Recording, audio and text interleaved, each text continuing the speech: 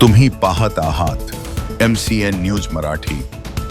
अकोला बालगृहातून 10 जानेवारी 2026 रोजी बेपत्ता झालेल्या 2 11 वर्षीय अल्पवयीन मुलांचा शोध घेण्यात अकोला पोलिसांना यश आलं आहे।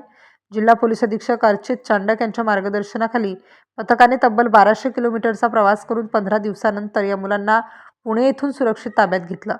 10 जानेवारी रोजी अकोला येथील शासकीय बालगृहातील 2 मुले शाळेत जातो असे सांगून बाहेर पडली होती, मात्र ती परतली नाहीत। मुले बेपत्ता झाल्याने परिसरात खळबळ उडाली होती। या प्रकरणी तातडीने तक्रार नोंदवून तपासाची चक्रे फिरवण्यात आली। मुलांचे वय लहान असल्याने हे प्रकरण अत्यंत संवेदनशील होते। SP अर्चित चांडक यांनी या प्रकरणाचा गांभीर्याने विचार करून तपासासाठी विशेष पथके तैनात केली।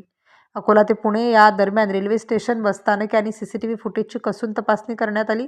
तपासादरम्यान मिळालेल्या तांत्रिक माहितीच्या आधारे पोलिसांनी अकोला, संभाजीनगर आणि पुणे अशा विविध ठिकाणी सुमारे 1200 किलोमीटरचा शोध प्रवास केला।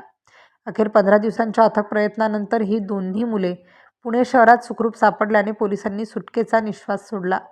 MCN न्यूज मराठीकरिता शेख अजीज मोहम्मद, अकोला।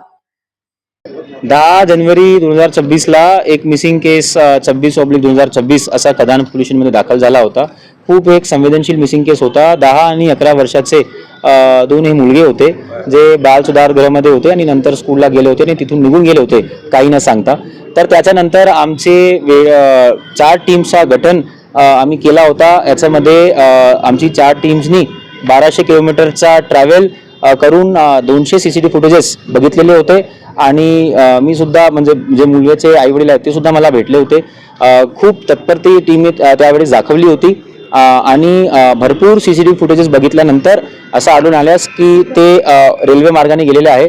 नंतर जे मुलगे आहे त्यांचे फोटो सुद्धा आम्ही व्हायरल केले होते डिजिटल, प्रिंट आणि इलेक्ट्रॉनिक मीडियाच्या माध्यमातून आणि फायनली आमचे टीमला पुण्यामध्ये हे सापडलेले होते। तिथून कॉल आला होता।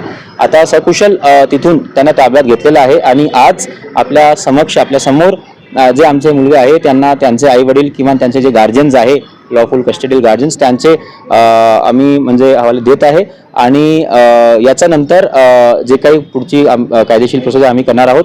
याच्यामध्ये मी आमचे IPS प्रोफेशनल ईशानी आनंद, पोलीस इन्स्पेक्टर खदानचे केदारे साहेब व संपूर्ण आमचे खदानचे DB स्टाफचा खूप अभिनंदन करणार, कारण की खूप एक अतिशय चांगला एक मिसिंग केस सॉल्व्ह झालेला आहे आणि खूप एक सेन्सिटिव्ह केस होता, कारण की 10 आणि 11 वर्षाचे हे होते आणि याच्यानंतर जे काही बाल सुधारगृहामध्ये अजून काही अपेक्षा आहे सिक्युरिटीची वगैरे, हे आम्ही त्याचा पण तपशील करणार। जय हिंद, जय महाराष्ट्र।